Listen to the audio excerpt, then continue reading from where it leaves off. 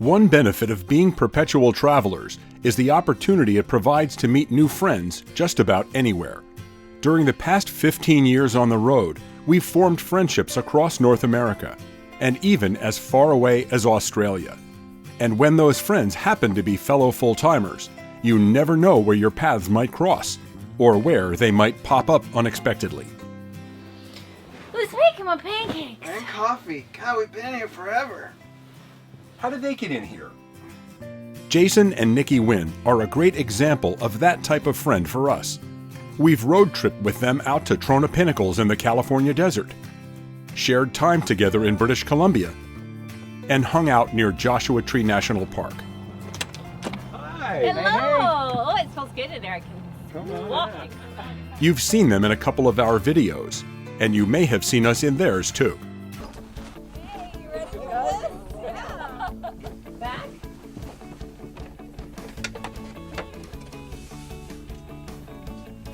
Making friends with fellow full-timers is great, but some RVers move on to a completely different type of nomadic living. That's the case with Nikki and Jason, who traded RVing for sailing when they bought a catamaran in 2016. Now we're flying down to Central America to help them transit the Panama Canal aboard sailing vessel Curiosity.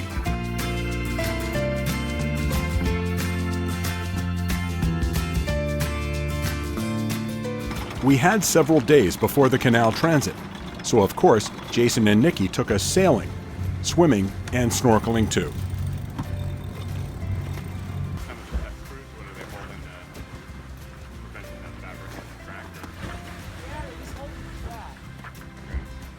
Joining us for the week was Jason's lovely mom, Mary, who we were so pleased to finally meet. They even introduced us to some of the locals.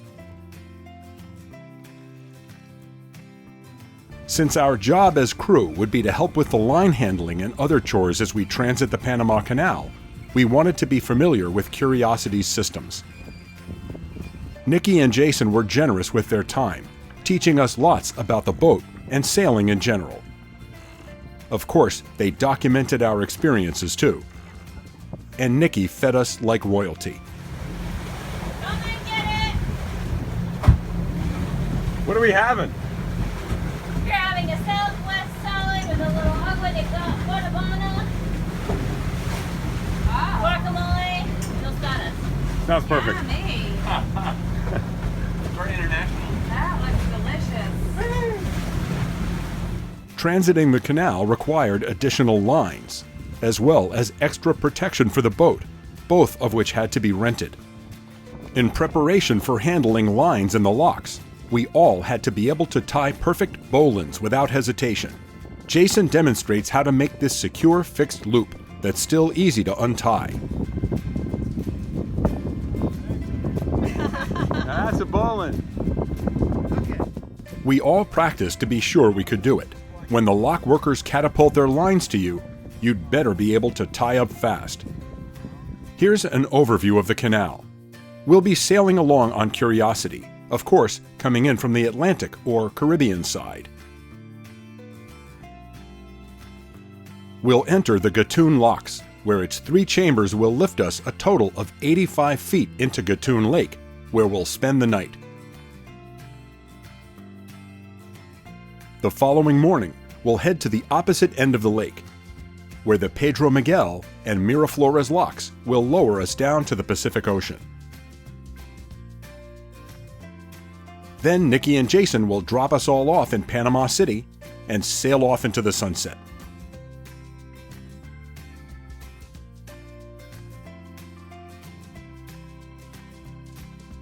Here are the basics of the actual passage.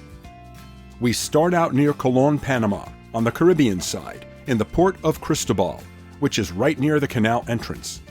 We'll spin the map around so we can better show you the actual route we'll be following. We entered the port to spend Curiosity's final night at anchor before heading to a new ocean. The entrance to the canal is over here, beyond a large bridge that's still under construction.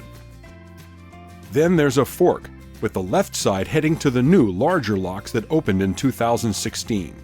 We'll be heading to the right, to the original Gatun locks. Here's where we'll be raised about 85 feet in 3 stages into Gatun Lake. We'll be using the locks on the right-hand side. Each of the chambers is 110 feet wide and 1,050 feet long. Just enough room for curiosity to squeeze in. Actually, we shared each chamber with other small boats and large ships. Each chamber will raise us higher and higher until we reach the level of Gatun Lake. We'll spend the night there before completing the transit, but first, let's check out what we've done so far. Keep in mind that we were here to help, and handling lines took priority over handling cameras. So after you watch this, be sure to check out Jason and Nikki's video for lots more footage. No vessel is allowed to transit the canal without a certified canal advisor on board. We got 2, one of them being a trainee. At about 5 p.m., the passage begins as we exit the port and pass the new bridge under construction.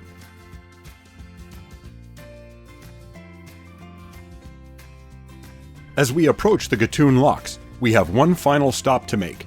We've been assigned to raft up with this monohull sailboat for the trip up the flight.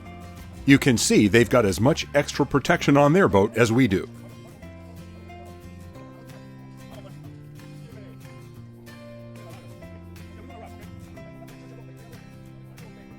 It's all hands on deck to firmly lash the boats together for the trip up to the lake. Once the boats are secure, the real excitement starts as we approach the first set of locks. This is where everyone's heart started racing just a little, as we're coming along the left side first, and we prepared for the lock crews to pitch the lines over to us. We not only had to be sure to catch them, but we had to quickly secure them to our rented lines, tying yet another bowline.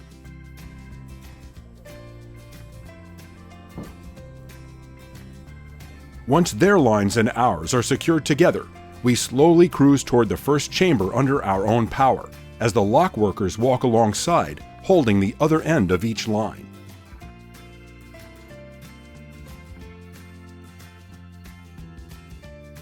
Since we're running along the left side, our boat is the only one tethered to the workers on land so far. But as we're getting ready to enter the narrow area just before the lock itself, the crew of the monohull on our right is about to get their lines pitched over to them from the right shoreline. So they'll have to make really quick work of tying them off. It's their lines that protect us from hitting the lock wall, and our lines that protect them. Entering the chamber, the workers have to walk uphill alongside us.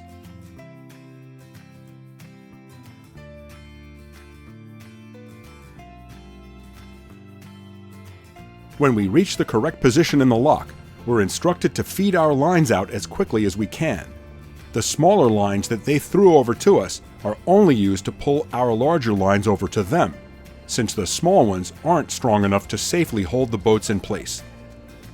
It's a bit of a frenzy to get the lines fed out the first time, until you know exactly what to expect. Once they get hold of our rented lines, we see exactly why we had to tie bowlines with large loops in them. They'll drop the loops over the huge cleats at the top of the lock, and it's up to us to manage the tension from down here. Obviously, getting rafted up with another boat makes it easier to transit, with half the number of lines to handle, but we depend on them to protect curiosity from striking the concrete wall, and they depend on us.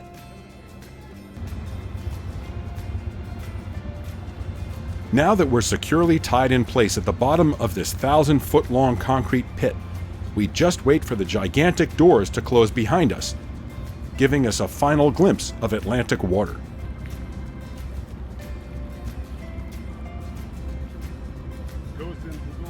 Panama Canal lock doors average over 6 feet thick.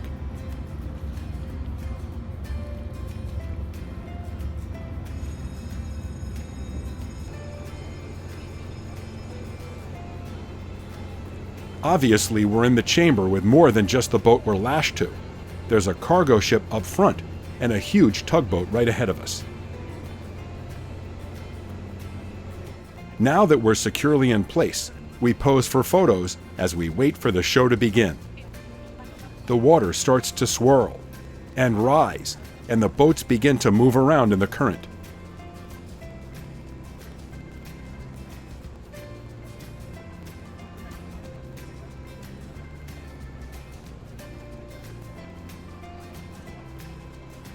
As we get higher and higher, the lines need constant tending, as the walls that towered nearly 30 feet above us when we arrived are now dropping at a steady rate. Or more precisely, we're rising up to the top of the wall as the chamber fills with water, which is fed completely by gravity. No pumps are needed. It was really exciting to see, and we were all running around watching, filming, handling the lines, and sharing the experience. It's hard to believe that this was built over 100 years ago and is still so amazing to witness today.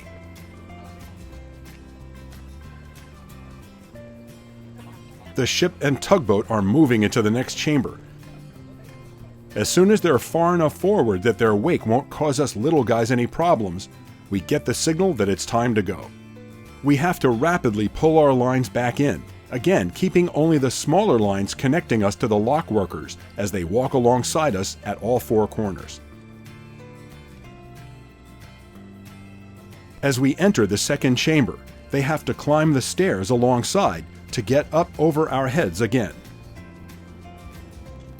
When we get into position, we'll slack the lines, allowing them to pull our bowlines up and over the cleats again. Now we wait for the washing machine to start the second cycle. Let's back up and show you the aft camera view as we exited the first chamber.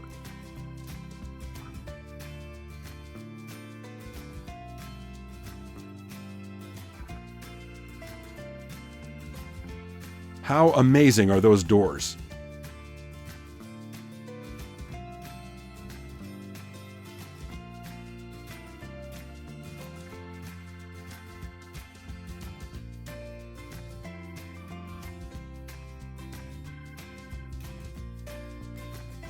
And how cool are these railings that pop up on top so lock workers can cross over them? We hadn't realized until we watched this time-lapse footage that the water moves up and down quite a bit at the end of the cycle until the chambers are equalized. That probably accounts for the wait until the doors in front of us open. Now we head into the third and final chamber in this first lock flight. And if you thought that the other doors were cool, wait till you see this.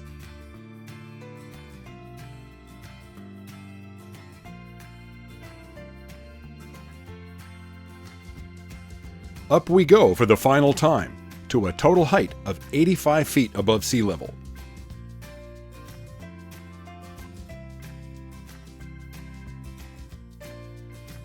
When the chamber is finished equalizing and the front gates open, we motor out onto Gatun Lake for the night, disconnecting from our monohull buddy boat shortly after exiting the locks. The whole process took less than 2 hours, and we're only a short distance from the buoy where we've been assigned to moor for the night. So there's plenty of time for one of Nikki's yummy dinners. First thing the next morning, we're ready to complete our transit. We spent the night right here on one of 2 special buoys, so our canal advisors know right where to find us. Today we'll be crossing Gatun Lake before heading into the narrowest part of the canal.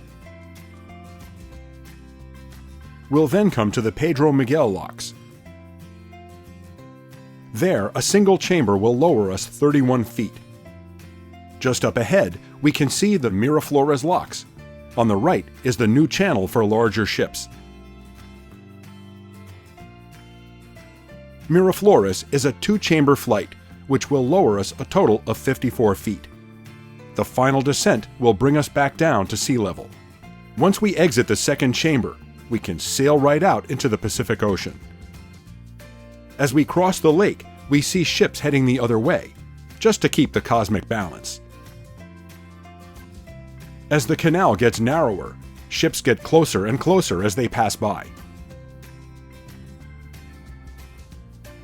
In this area, we can also clearly see the cuts along the shoreline, making it obvious that this waterway is man-made.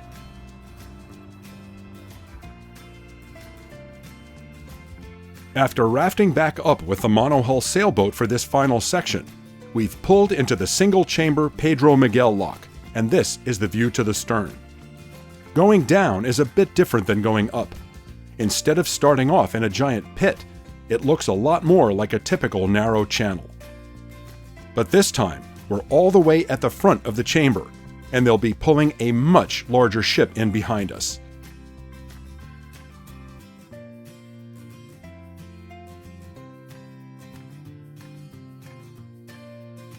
Not only is it cool to see how completely this ship fills the width of the lock, but check out the tugs, called mules, on each side. Obviously, there's no way that 4 guys strolling along the bank could keep that ship centered, so these little locomotives team up to do the job. On the way down, we have to handle the lines differently too. Since the walls are getting higher, we need to let line out as we go, still keeping good control of our position to protect the boat on the other side.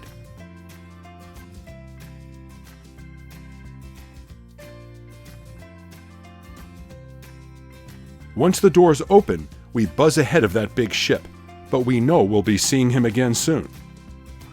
Now we motor the short distance to the Miraflores locks.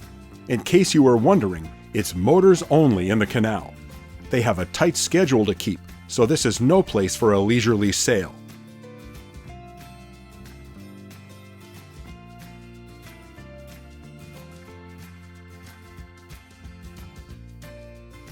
As expected, as soon as we get settled into the first chamber, that big ship came right up behind us, even closer than last time.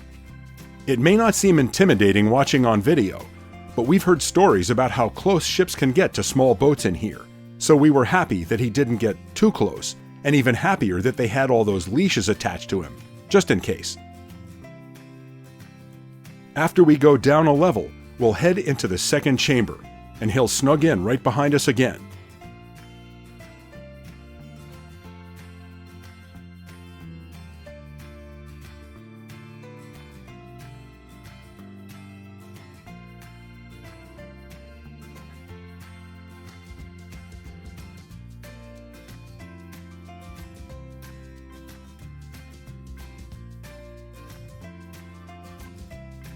The pounding rainstorm that was moving through didn't seem to bother anyone, and the whole process went just as smoothly as before.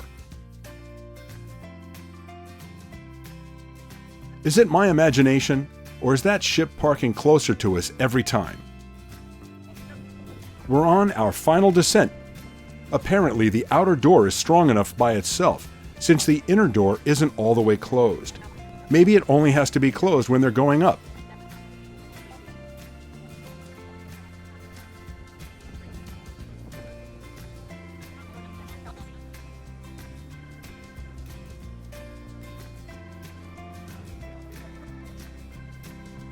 Here it comes, our very first view of Pacific Ocean water.